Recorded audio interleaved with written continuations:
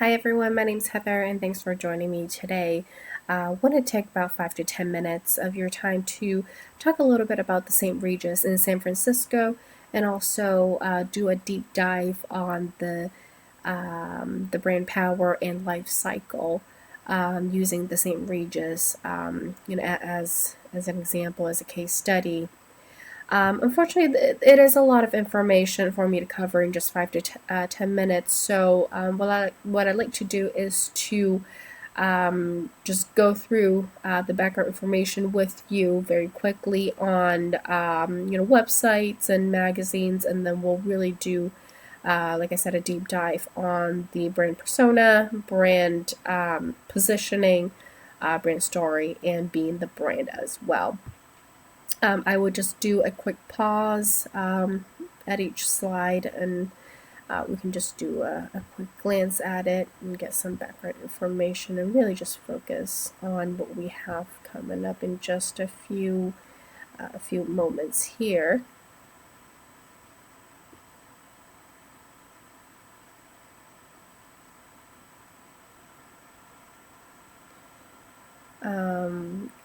Now looking at online presence, I think it's really important for me to point out, let me just go back one slide. I think it's really important for me to point out that, a lot of hotels don't think a vanity site is necessary. However, using this as an example with the hotel branded site from Starwood and also the vanity site, both are very similar. A lot of the same information, very similar layout for the website, but there is one key difference between the two, and it's a pretty significant difference, and that would be the vanity site actually has a lot of information on the San Francisco local area, a lot of things to do, dining options, shopping, all of that, which you will not find on starwoodhotels.com.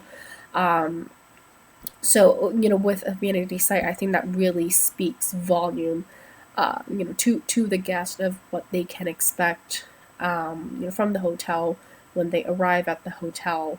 And also on the vanity site, there is actually user-generated content on there with some of the photos that previous guests have taken and posted on their social media accounts. So it's very geared towards those that are or those that will be staying at the St. Regis San Francisco compared to the Starwood site that just carries a lot of more generic information.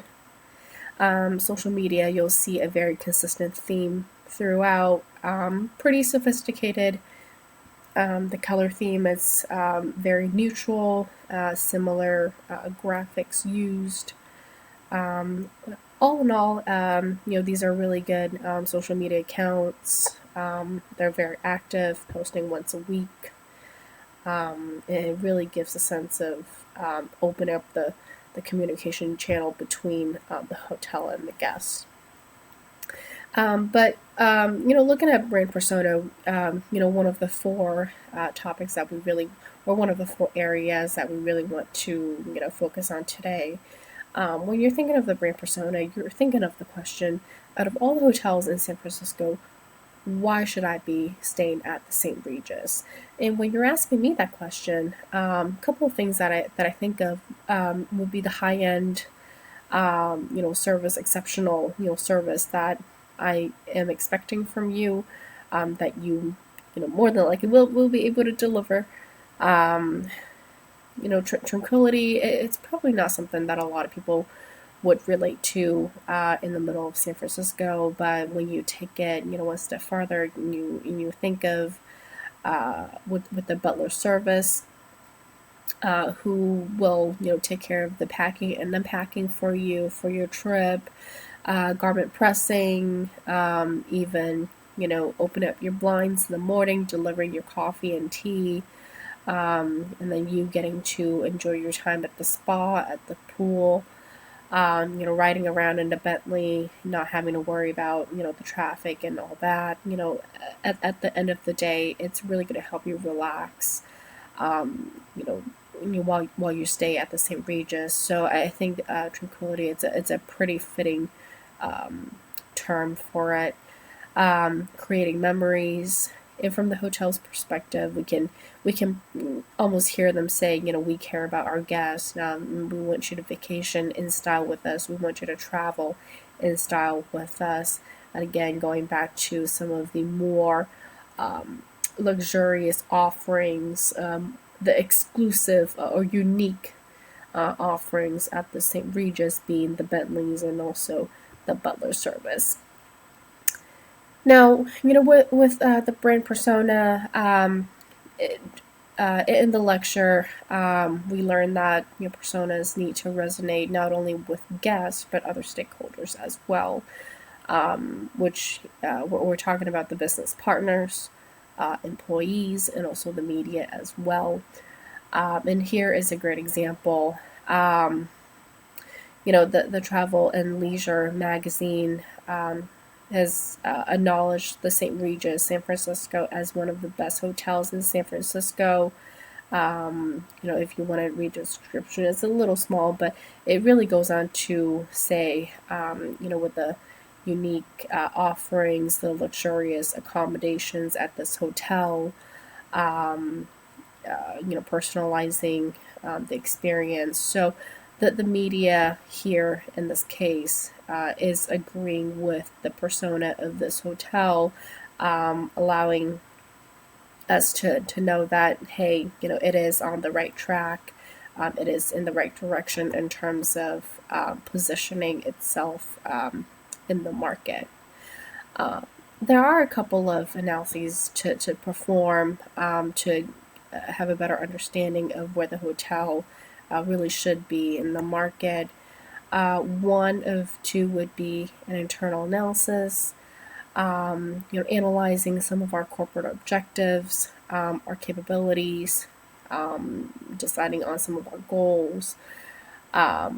For example, do we have the budget, or do we have the staff to train new staff or bring on new staff for the hotel, or do we have the budget to increase another offering to our butler service for our guests? These are all things that we need to take into consideration.